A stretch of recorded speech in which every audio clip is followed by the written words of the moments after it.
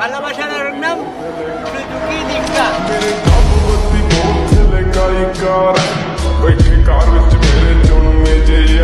কথায় থাকে না যে মানুষের জীবনে এমন কোনো ইচ্ছা থাকে যেটা কখনোই পূরণ হয় না। আপনি আমার সেই ইচ্ছাটাই।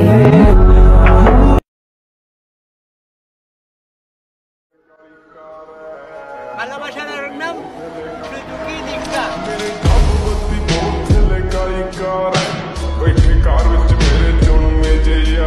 दूसरों की गाड़ी के आगे क्यों खड़ा है भाई? मजा तो अपनी गाड़ी के आगे फोटो खिंचवाने में है।